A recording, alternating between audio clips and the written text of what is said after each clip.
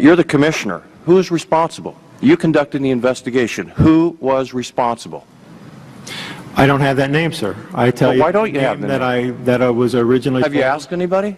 Yes, I asked. Who did you ask? I asked. I don't have that name either. I'll be glad to provide those names. Let him answer the question. Mr. Levin, it's my from time. Washington State's time. Who did you ask? I asked the senior technical advisor, And what's the senior technical advisor's name? Nancy Marks. And what did Nancy tell you? Who's responsible? That I don't remember, to be honest with you.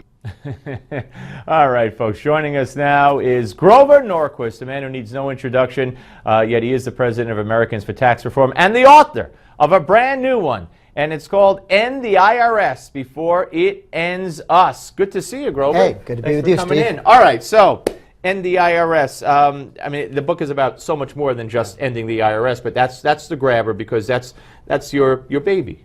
Absolutely. Look, we started off in this country before the Tea Party happened.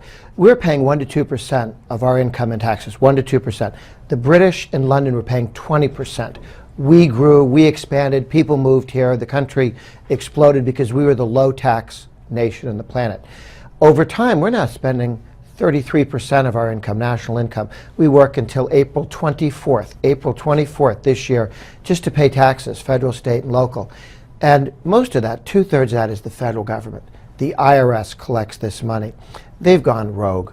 They attacked the Tea Party, and I make the case in the book that the attacks on the Tea Party in 2011 and 2012 actually made sure that Obama got reelected. They kneecapped the growing Tea Party movement, slowed it down, scattered it, and when in 10 we increased the number of voters through the Tea Party machinery, 3 to 6 million, that didn't happen in 12. So the IRS actually stole an election. Orchestrated by whom? Well, the president said out loud, would somebody please get these people for me? And we saw Lois Lerner say, I'm being told and yelled at to do this, even though I'm not legally allowed to. She said this in a speech on my birthday. And then she did it. So we don't need an email from the White House. The president was saying it out loud. The Democrats in the Senate were saying it out loud on television, on radio.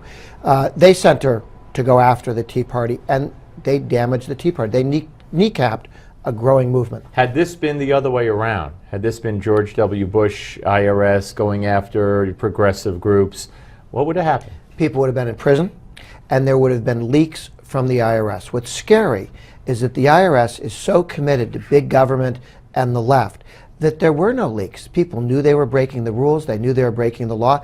Nobody called the New York Times or the Washington Post or Newsmax to say, hey, let me give you a scoop. Right. This is what's happening. This is wrong. Nobody stood up and said this is wrong. Tens of thousands of people were silent. Absolutely. So Obama gave the order without giving the order, kind of. He said it, you know, somebody do this, and someone did it. Who will rid me of this turbulent priest? Yes, this was done before. Yeah, absolutely. All right, let's talk about, though, the IRS and the income tax. Yeah. There's a court case, 1800s, where taxes were found to be, the federal tax was found to be... The income tax was struck down. Yeah. The first time they put it in peacetime in the late 1800s. There is in our Constitution a phrase that said all taxes are to be uniform. And that was understood to be even. So you couldn't tax the West over the East. Mm-hmm. That was what happened with the whiskey taxes. You couldn't tax the South over the North, which is what happened with excise taxes. We almost had civil wars, East, West, North, South, over those unfair, non-uniform taxes. And in the Constitution, it says uniform. Now, people have forgotten that. It didn't change with the Constitution. The court changed and allowed it. I believe that as we move towards demanding a single rate tax, whether that's a fair tax, a sales tax, or a flat tax, if we treat everybody the same, if we say it's the same 10% or 12% across the board, one, it's tougher to raise a tax if everybody pays the same. Prior to emigrating to America, I grew up in Massachusetts. And we have in Massachusetts a flat tax by Constitution. So it's a lower flat tax than other states would have because they can't divide us into different groups and mug you one at a time. Watch for that case to come back at some point. All right, is Rand Paul the man to try to make that happen? He certainly could be.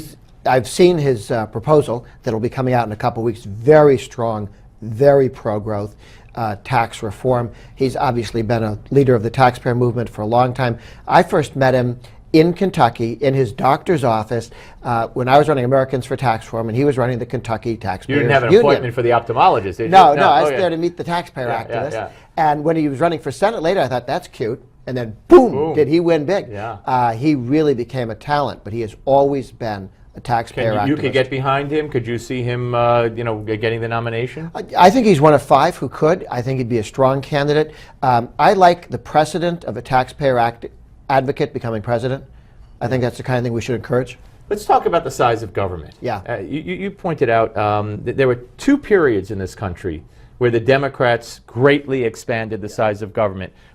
Describe those. We only have a couple minutes. And then what that says for our ability to turn that around quickly. People like to talk about the government growing as if it was the frog in a pot that grew slowly. In point of fact, half of the federal government comes from 4 years in American history. 34 to 36, Democrat supermajorities, they passed a bunch of entitlement programs. Then 64 to 66, Medicare, Medicaid. 10% of GDP is now consumed by those government programs in those two-year periods, 4 years, that then grew. Rammed in by the Democrat supermajorities Yeah. under FDR and then Yeah. LBJ. Yeah. Great Society, New Deal. Can we turn it around? And the answer is yes. We can with one vote. Paul Ryan's budget, the Ryan budget plan, fixes entitlements and drops in half the projected cost of all entitlements and welfare programs moving forward. Dramatic reforms. We just need a Republican House, 51 votes in the Senate, and a Republican president. We can do a U-turn on the road to serfdom. Is Hillary damaged goods, or is she a legitimate threat to win the White House? Both. She could win because she's a Democrat and they're going to have a lot of money and a lot of oomph. But she's the past.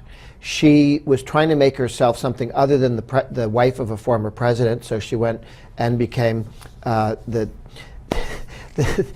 person in charge of our foreign policy. Right. Okay? That worked out real well. No, yeah. the whole reset button. That does not look good. Yeah. All right. Listen, Grover, great to see you. Hey, good to be A lot with of you. information. And folks, the book, End the IRS Before It Ends Us. And it's a great read. There it is on your TV screen by the one and only Grover Norquist. Good to see you, sir. All right, folks, when we come back, Kyle Condit will join us, talk about Rand Paul's announcement and the whole political landscape. Don't go away.